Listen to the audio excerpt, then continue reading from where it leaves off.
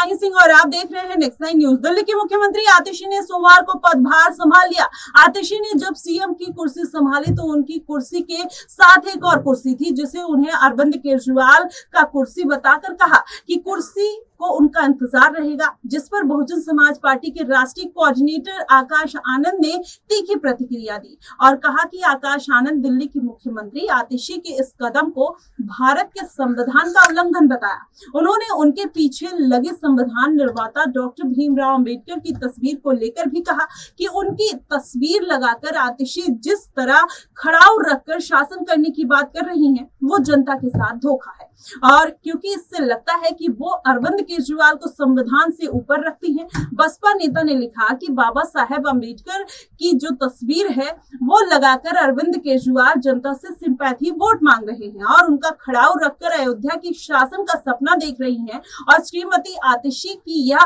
तस्वीर गुमराह करने वाली है। जनता को अपने फेवर में लाने के लिए इस तरीके के एजेंडे को चलाना कहीं ना कहीं गलत है। उन्होंने कहा कि यह शब्द और उनके शब्द जो संविधान की शपथ का उल्लंघन करते हैं, क्योंकि उनकी आस्था श्री अरविंद केजरीवाल जी के प्रति ज्यादा दिख रही है, न कि भारत के संविधान के प्रति, और इससे पद की गोपनीयता भी प्रभावित होगी। ये दिल्ली की जनता के साथ धोखा है। बाबा साहेब भीमराव अंबेडकर की तस्वीर लगाकर अरविंद केजरीवाल का खड़ाऊ रखकर अयोध्या की शासन का सपना देख रही श्रीमती आतिशी की यह तस्वीर जनता को गुमराह कर रही है और उनके शब्द जो हैं वो कहीं ना कहीं उससे मैच नहीं खा रहे। इस तरीके से आकाश आनंद ने भी अपनी एक दिलचस्पी दिल्ली की राजनीति में दिखाई है। माना यही जा रहा है कि आने वाले दिनों में चंद्रशेखर आजाद की तरह आकाश आनंद भी दिल्ली की राजनीति में आगे आते हुए नजर आ सकते हैं और जिस तरीके से बेबाकी से वो अपनी बात रखते हुए नजर आ रहे हैं, उससे कहा जा रहा है कि दिल्ली की राजनीति में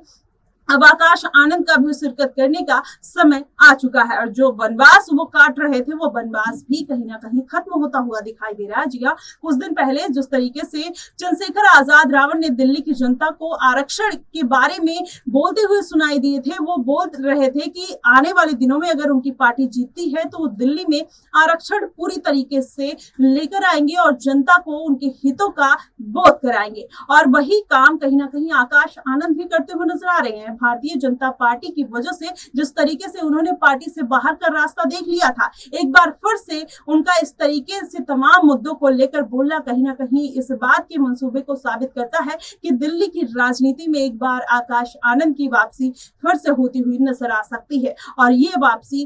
उसी सुर और उसी ताल के साथ अगर ठोकते हुए नजर आएंगे तो जाहिर तौर पर अरविंद केजरीवाल की मुश्किलें दिल्ली में बढ़ती हुई दिखाई दे सकती है। फिलहाल देखना दिलचस्प होगा कि आखिरकार जिस तरीके से आतिशी मार्लेना ये राजनीति करते हुए नजर आ रही है, उसका क्या प्रभाव उनकी इस सत्ता पर पड़ता हुआ नजर आता है। फिलहाल आतिशी के इस मूव को लेकर आपका क्या कुछ कहना है, आप हमें कमेंट बॉक्स में जरूर बताइएगा। फिलहाल के लिए बस इतना ही। देश और दुनिया की तमाम खबरों के लिए हमारे साथ बने रहिएगा नेक्स्ट 9 न्यूज पर।